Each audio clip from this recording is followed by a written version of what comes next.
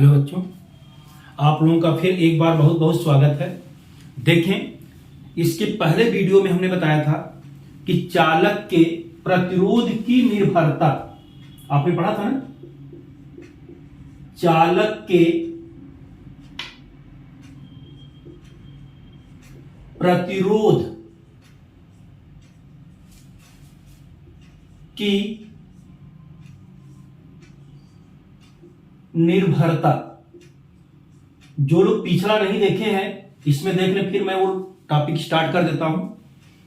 इसमें जो चालक के प्रतिरोध की निर्भरता है बेटा, इसमें पहला होता है, हमने उसमें कहा था कि यदि चालक की लंबाई को बढ़ाया घटाया जाए, ठीक है। पहला था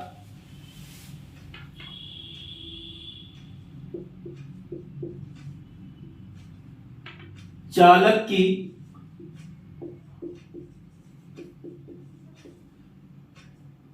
लंबाई में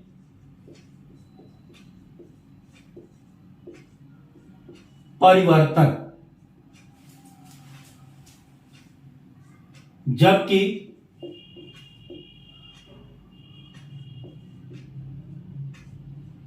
क्षेत्रफल नियत है। मतलब इसमें क्या करना है, क्षेत्रफल को नहीं बदलना है, चालक की लंबाई को बदल देना है। दूसरा है चालक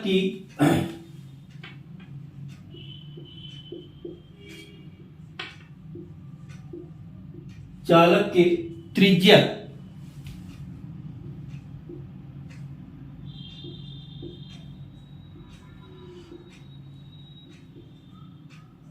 व्यास,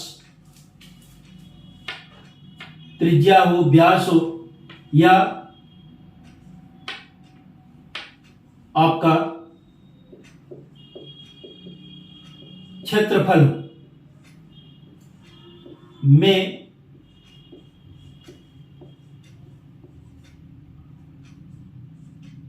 परिवर्तन, इसमें परिवर्तन है। जबकि इसमें क्या होगा बेटा,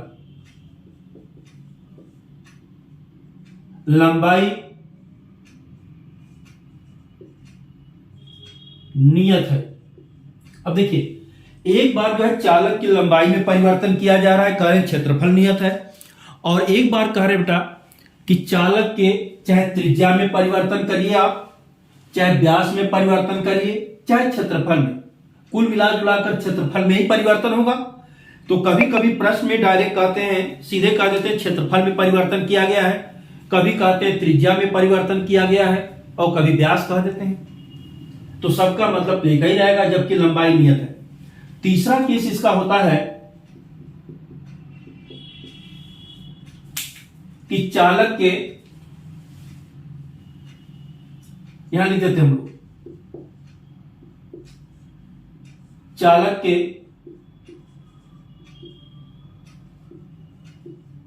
लंबाई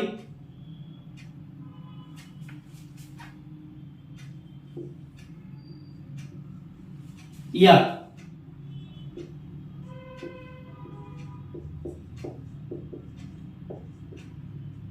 क्षेत्रफल में परिवर्तन।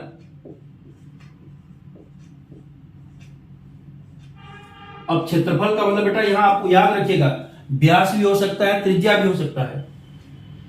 अब इसके लिए क्या होता है, आयतन,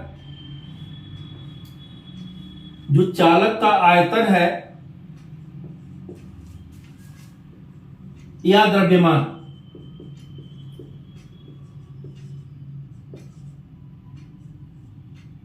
आयतन या द्रव्यमान नियत है।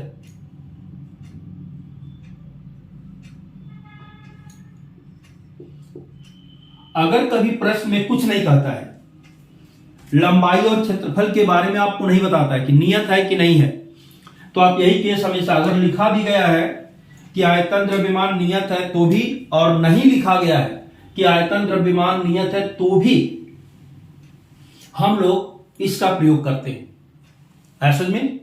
बेटा यही तीन चीजें हैं जो चालक के आकार आकृति के आधार पर प्रतिरोध के मान को प्रभावित करती हैं। अब धीरे धीरे जैसे पहला पार्ट आपका है, जो पहला पार्ट है, देखिए अगर पहले पार्ट में आपसे कहा जा रहा है कि चालक की लंबाई में परिवर्तन करना है, क्षेत्रफल नियत है, तो आप लिखेंगे हम जानते हैं। भाई अगर जानते हैं तब भी ठीक है, नहीं जानते हैं तब भी ठीक है, लिखना पड़ेगा। क्या आप जानते हैं? R बराबर रो एल बाई ए होता है। ये देख लीजिए, R बराबर रो एल बाई ए होता है। इतना पीछे आपको बताया गया है। रो पदार्थ का गुण है, वो नियत रहेगा। आपने कहा क्षेत्रफल को भी नियत करना है, पहले में हमने लिख दिया क्षेत्रफल नियत है। तो अगर ये दोनों चीजें नियतांक हो गई तो ये आर किस पर निर्भर करेगा? केवल एल पर। तो आप लिखेंगे which implies at R is directly proportional to L. इससे क्या स्पष्ट होता है कि चालक का प्रतिरोध लंबाई के अनुक्रमानुपाती है। अब अगर हम लोग यहां दो चालक को तुलना करें बेटा, एक का प्रतिरोध R1 है, एक का R2 है, तो यहां हो जाएगा L1 अपॉन L2। यही आर्डर है आपका। अब इसी पर आपसे कहते हैं कि चालक की लंबाई को 2 गुना कर दीजिए, 4 गुना कर दीजिए, फिर प्रतिरोध का मान बदलेगा। लेकिन इसमें आप याद रखिए, एक चीज पूछा जाता है बेटा, प्रतिशत परिवर्तन। जैसे लंबाई में कुछ प्रतिशत लंबाई को बढ़ा दिया जाए तो आपसे कहते हैं कि प्रतिरोध में कितना प्रतिशत परिवर्तन होगा, ऐसे क्वेश्चन देता है। जैसे देखिए आप, रिलेशन क्या होता है जब भी आपसे प्रतिशत परिवर्तन की बात करें, प्रतिशत, चूंकि परिवर्तन मैं इसलिए लिख रहा हूं बेटा कि ये जो प्रतिशत परिवर्तन है ये घट भी सकता है, बढ़ भी सकता है। तो आंसर बताएगा घटेगा बढ़ेगा। प्रतिशत परिवर्तन में होता क्या है? अंतिम मान बटे प्रारंभिक मान, मतलब R2 बटे R1 -1, या इसको कहते हैं कि मान में परिवर्तन बटे प्रारंभिक मान गुणे 100। तो इस तरह से करेंगे तो आसान आपको रहेगा, आप याद भी रख पाएंगे।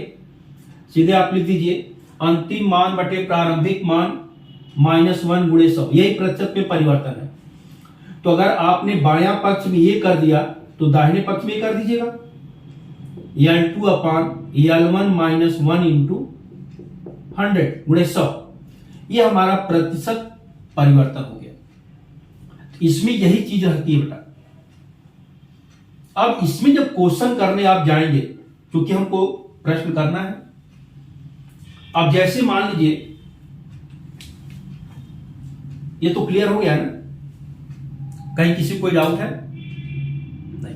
तो अब देखो बेटा, जैसे हम कहते हैं कि ये पहला केस हो गया हमारा, इसके बाद हम अब इसमें प्रतिशत परिवर्तन पर एक दो क्वेश्चन आप देख लीजिए। जैसे अगर आपसे प्रश्न में कहता है, बेटा इसको मैं इरेज कर रहा हूं, आप देखें, और बाकी इन सब पर जितनी चीजें आपने पढ़ा है सब पर हम चर्चा करेंगे, इन तीनों परिवर्तन पर। इसमें पहले पर आप क्वेश्चन देख लीजिए। जैसे आपको क्वेश्चन दिया गया है, यदि चालक की लंबाई, यदि आप लोग लिख भी सकते हैं, यदि चालक की लंबाई को 2 गुना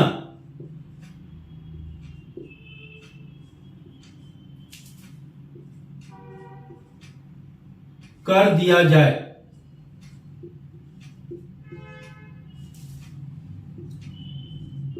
जबकि चालक का, इसको बेटा अनुप्रस्थ क्षेत्रफल कहते हैं। जहां भी आप क्षेत्रफल लिखे हैं ना, ये रियल में अनुप्रस्थ क्षेत्रफल होता है। चालक का अनुप्रस्थ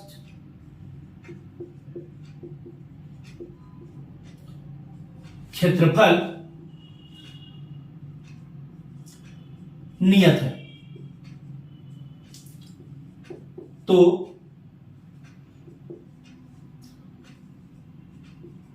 प्रतिरोध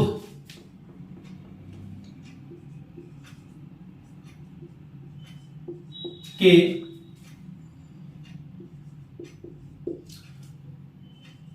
मान में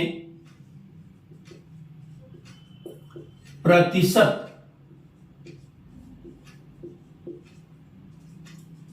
परिवर्तन ज्ञात करें, ये आर्डर आपको देगा। अब देखिए प्रश्न इसी तरह लिख दिया जाएगा बेटा। अब जब हम मान निकालने जाएंगे तो पहला मान तो जो जैसे आपको किया गया था, अगर इसको आप सॉल्व करेंगे तो देखिए इसका आंसर क्या होगा। अभी आपने पढ़ा है R1 upon R2 equal to L1 upon L2 होता है। अब यहां पर देखिए चालक की लंबाई को 2 गुना करने के लिए कह रहा है, ठीक है। मतलब L2 बराबर 2L1, जितनी लंबाई थी उसको 2 गुना कर दीजिए। अब अगर ये वैल्यू आपको दी गई है कि L2 बराबर 2L1 है, तो हम इसमें जब रखेंगे तो देखें R1 अपान R2 बराबर L1 अपान 2L1 हो जाएगा, ये कैंसिल कर दीजिएगा। मतलब आपको क्या मिलेगा 1/2। अब अगर प्रतिरोध कभी पूछता है कि प्रतिरोध कितना गुना हो जाएगा, तो देखिए यहां से क्या मिल जाएगा बेटा, यहां से आप लिख सकते हैं R2 बराबर 2R1। मतलब प्रतिरोध 2 गुना लंबाई हुआ तो प्रतिरोध भी 2 गुना हो जाएगा, लंबाई आधा करेंगे तो प्रतिरोध भी आधा हो जाएगा। मैंने पहले भी बार बताया था आपको कि जब क्षेत्रफल नियत रहेगा तो लंबाई को जितना बढ़ाएंगे उतना प्रतिरोध बढ़ेगा, लंबाई को जितना घटाएंगे उतना प्रतिरोध घटेगा। ये मतलब प्रतिरोध के बढ़ने घटने का क्रम जो है लंबाई के साथ सीधा सीधा संबंध रखेगा, क्योंकि वो अनुक्रमानुपाती होता है। अब अगर यही प्रतिशत परिवर्तन निकालना, देखो बेटा ये रिलेशन जो हमने अभी आपको ऊपर यहां भी लिखा हुआ है प्रतिशत परिवर्तन का, कि अंतिम मान बटे प्रारंभिक मान। अब अंतिम मान क्या है, देखिए R2 अपान R1 करेंगे -1 इंटू 100 इक्वल टू, देखिए अगर यहां से भी कर सकते हैं, R2 की जगह पर क्या रख दीजिए 2R1, तो आपका हो जाएगा ये 2R1 अपान R1 -1 इंटू 100 हो जाएगा। ये R1 कट जाएगा, ठीक है। अब देखिए यहां से जब इसको माइनस करेंगे तो 2 में से 1 जाएगा, 1 हो जाएगा। मतलब क्या मिलेगा आपको 100%। 100% का मतलब क्या हुआ कि जितनी लंबाई थी उतना ही और बढ़ गई है, तो प्रतिशत परिवर्तन तो 100% हो जाएगा कि प्रतिरोध चालक का जितना पहले था उतना और बढ़ जाएगा। और कितना गुना हो जाएगा, तो ये गुना में ये कंडीशन आप लिखेंगे। समझ में आ गया, कहीं कोई दिक्कत नहीं। चलिए भाई, तो इसी तरह से रहेगा। अब जैसे हमने यहां कहा दूसरा क्वेश्चन इसी की बात करेंगे हम लोग। जैसे मान लिया आपने कहा ये क्वेश्चन नंबर 1 है, इसी में अगर हम दूसरे क्वेश्चन की बात करते, पहला क्वेश्चन आपके सामने हो गया कि यदि चालक की लंबाई को 2 गुना कर दिया जाए जबकि चालक के अनुप्रस्थ क्षेत्रफल नियत है, तो प्रतिरोध के मान में प्रतिशत परिवर्तन ज्ञात कीजिए। एक तरीका तो ये आता है बेटा। अब दूसरा आइए क्वेश्चन इसमें देखते हैं। क्लियर हुआ ना? और भाई प्रयास करो, आप लोग मेहनत करो बेटा। करत करत अभ्यास से जड़मत हो जान पड़े हैं ना। रसरी आवत जात से किस पर खनपत परत निशान, पत्थर होता है ना, बार बार रस्सी आती जाती है तो पत्थर भी घिस जाता है, उस पर भी निशान पड़ जाता है। अब देखिए इसी पे ये जो क्वेश्चन 2 है, प्रश्न संख्या 2 की बात करेंगे आप, तो इसी में यदि चालक की लंबाई को हम कह दें कि 25% बढ़ा दिया जाए, कितना परसेंट? चालक की लंबाई को 25% बेटा, देखिए 25% बढ़ा दिया जाए, चाहे बढ़ा दी जाए,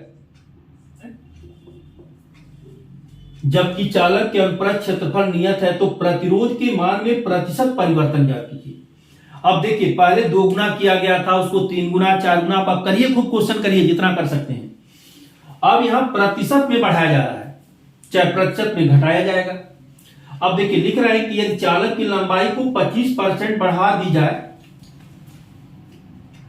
जबकि चालक के अनुप्रस्थ काट का क्षेत्रफल नियत है, तो प्रतिरोध के मान में प्रतिशत परिवर्तन क्या होगा, ये आपको निकालने की बात कर रही है। तो इसके मान में प्रतिशत परिवर्तन कितना आएगा, अब ये आपको निकालना है। अब देखिए, जो आपने पढ़ा है R1/R2 = L1/L2। अब यहां पर L2 बराबर क्या होगा बेटा, L1 प्लस, अब L1 का कितना परसेंट आपने बढ़ाया है, 25%, तो आप लिख दीजिएगा 25 बटे कितना, 100, और L1 हो जाएगा। देखिए, 25 से इसको जब डिवाइड करेंगे, भाग देंगे आप, तो 25 चौको 100 हो जाएगा।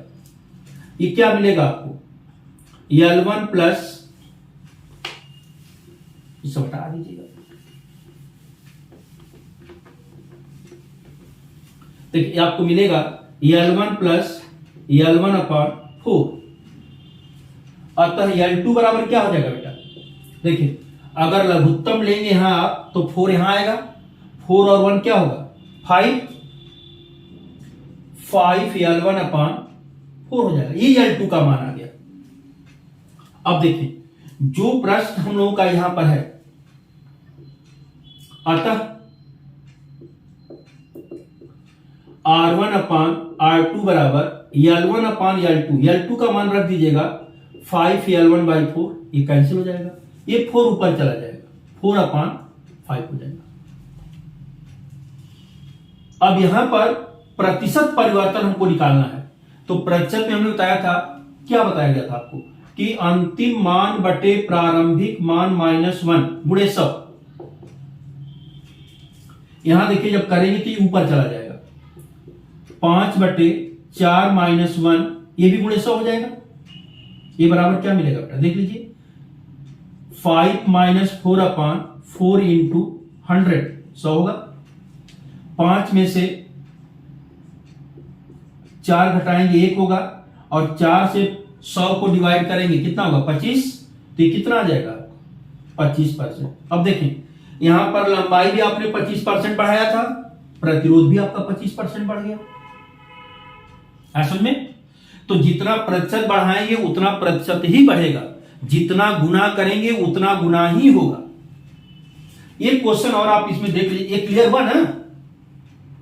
हाँ बेटा, इसी तरह और, अच्छा, ये अपने से बढ़ाइए, जितना मन के बढ़ाना है बढ़ाइए, घटाइए, कोई फर्क नहीं पड़ता है। अब देखिए, इसमें हम एक तीसरा क्वेश्चन और दे दे रहे हैं आपको, उसके बाद दूसरे परिवर्तन पर जाएंगे हम लोग।